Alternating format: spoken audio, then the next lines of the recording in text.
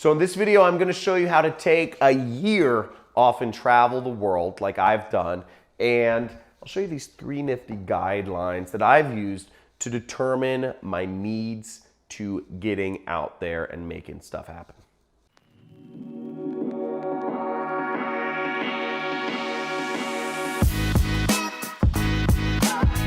So in order to take a year off and travel, there's a few things you need to understand. First off, I've kind of abbreviated everything by NSP. The first part of this is needs. You need to know what your needs are. There's 2 components of this, okay? You need to know your needs in terms of money, and you need to know your needs in terms of time. So needs in terms of money, we can look at a few things to determine what you need. First off, to even get anywhere in the world, it depends on where you're going to start. If you're taking a year off to travel, you could be starting at your own doorstep. Okay, so you could just say, I'm starting wherever I live, and I'm just going to drive off and do whatever. Okay, that's great. That means it'll cost you nothing, to go off and start your trip. Or maybe you're going to rent a Winnebago, right? That's if you're going to buy or rent a van or something, that's going to cost you money. So you have to factor that into your needs. I'm going to use rough numbers for this, and just as a disclaimer, for this situation, I'm going to assume you don't have a lot because I don't know your individual case. You might have a mortgage. You might have a car payment. You might have a ex-wife who needs payments every month. You might have kids.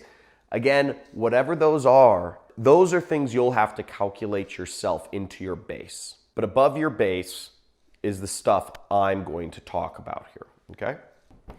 So needs in terms of money, typically speaking, you're talking about a starting cost of $1,000, okay? You want a plane ticket to Thailand, it costs you about $750.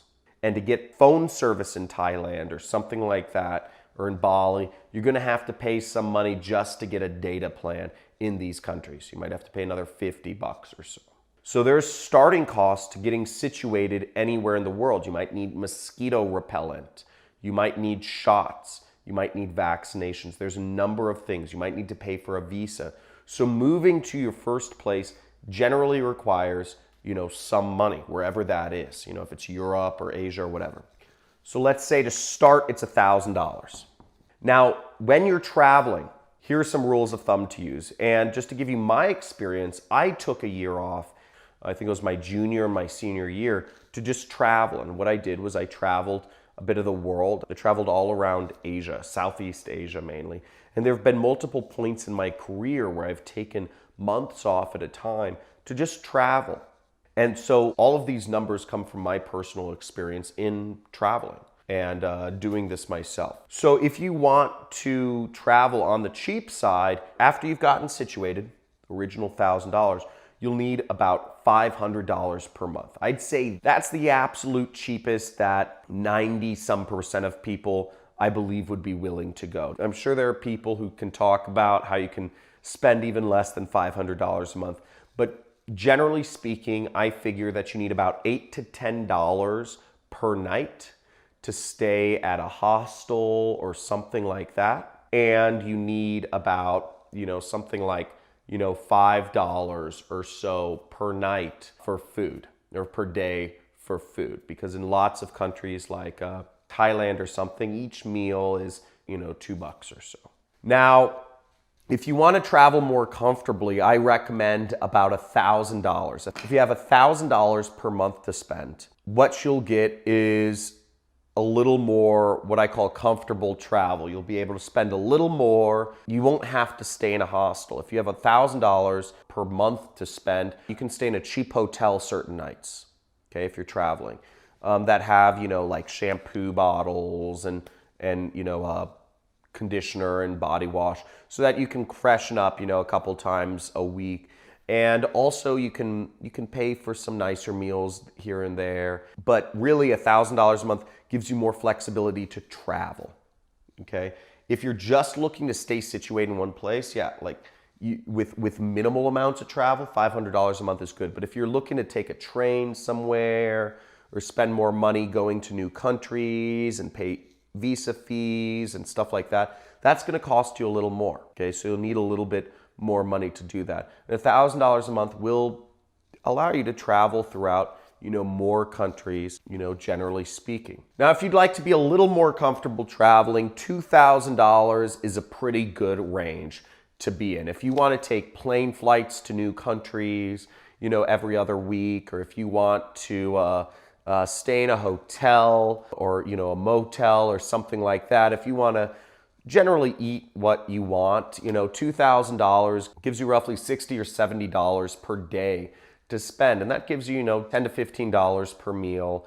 And it gives you, 30 to 40 bucks a night, which is pretty reasonable for international travel. It won't necessarily allow you to be in like the first world countries, like hotels in like America or France, but you could travel first world countries like Europe and whatnot on $2,000 a month and stay in hostels. So realistically speaking, if we add all of this up, we can put a range of $500 to $2,000 per month that it would take to travel for a year. And the starting costs of any sort of travel are going to be about $1,000.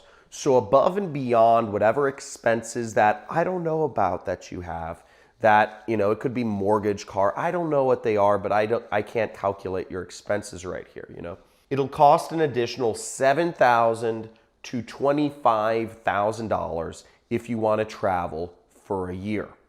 Okay, if you want to travel comfortably, it'll be about $2,000. If you want to travel you just want to do it, and you don't care how grody and you're staying in hostels every night and you're staying in cheap hostels every night and all that stuff, it'll cost you $7,000 for the year. But it's totally possible. These are good ranges to kind of go between. So those would be your needs in terms of money. Now let's talk about your needs in terms of time. Now your needs in terms of time, this can play a crucial role. For some of you, you may just want to take a year off. You don't want to do any work whatsoever. You don't want to do anything to make a dollar, okay? You don't care about money at all. But some of you may have businesses where you can freelance, or you can contribute, or you can do something with your work while you're out there. For me, I run an internet business, okay? And I've been running an internet business since 2012, and that's really afforded me, it's kind of the reason. Traveling was the impetus that I started an internet business, because it's very easy to travel when you run an internet business. It just, all I need is an internet connection.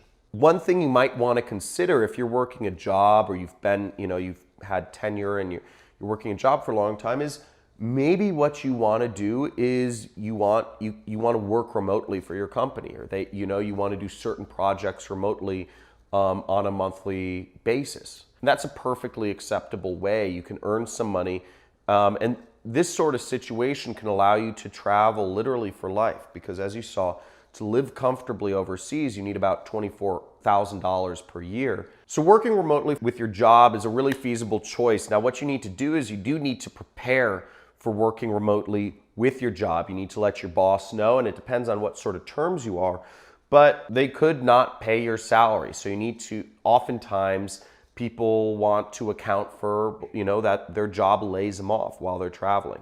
But as you saw in our scenarios, if all you need is $7,000 to $25,000, there's a very high likelihood that you can travel indefinitely if you had a remote working arrangement, even if you're being paid half your salary in many cases. So it's a really feasible thing. For me, I can automate quite a number of things in my business, but I'll still need to spend a few hours per week to actually run my business and bring in some money.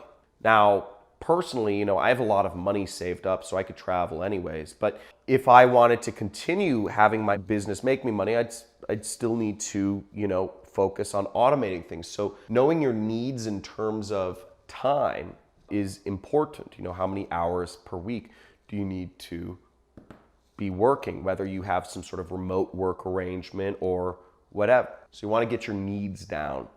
And also, this is going to go into, we're going to talk about this later, but this will affect some of the other steps. The second step is saving, and you want to save money and you want to save time. Now, it's obvious how much money we want to save. You know, we want to save $7,000 to $25,000. Those are the numbers. Now, in terms of saving time, that's not so obvious. Now, for us, if you are traveling for a year, it depends on what it looks like for you. Again, if your needs in travel are just to not even do anything work-related the entire time, then you need all 24 hours a day. But if your needs are that, you know, you're comfortable like me, you know, I'm comfortable spending a few hours per week running my business, but, you know, I want to travel the rest of the time, that factors into things. Let's say I only want to work 5 hours a week. I would need to do certain things in my business to make sure that, you know, I automate certain activities that I'm required for so that I don't have to spend that time managing those activities. So my business runs itself more. Now, there's a number of activities I do in my business. For instance, I do a lot of training webinars. I have accountants and lawyers and, you know, bookkeepers and media buyer. I have all these people that always want to talk to me, you know, salespeople, etc.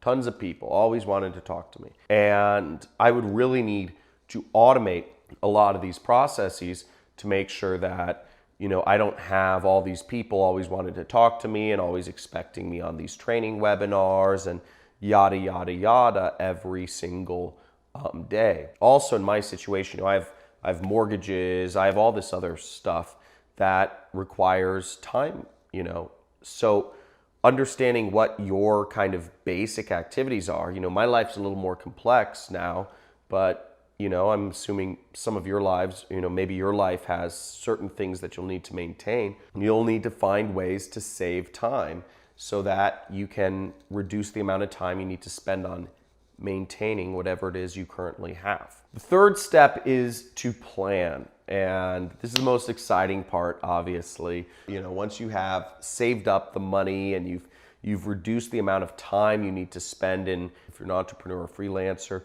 or if you were just like, I'm out, you get to plan. And whether it's you go to Thailand or whether it's go to Bali, great places, whether it's you go to Morocco or Brazil or wherever these places are, you want to time around, you know, for me, I have to plan things around where there's going to be good, consistent internet access. Some of the most beautiful areas in the world don't have great internet access. So I need to pick beautiful places that do have internet access, you know, and consistent internet access. That's a big problem with a lot of countries.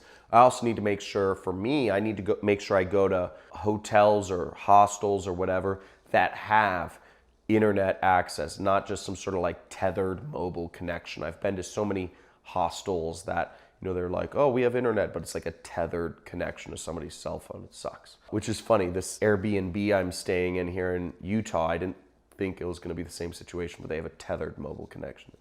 Their internet is out. But you want to plan around where you're going to be and where you're going to go and what the cheapest routes to get there are. Now, I hope you enjoyed this video. Make sure to like, subscribe to my channel if you want more information on how to work for yourself. And also comment if anything in particular helped you or kind of sparked an idea in your head. Let me know what it was and let me know how it helped you out. And even where you're planning to go. That's really exciting. So hope to see you travel the world. It is the best decision of your life. Travel for a year, it's amazing, and it'll change your perspective on things. Great seeing you, and thank you for this opportunity to share my gift with you.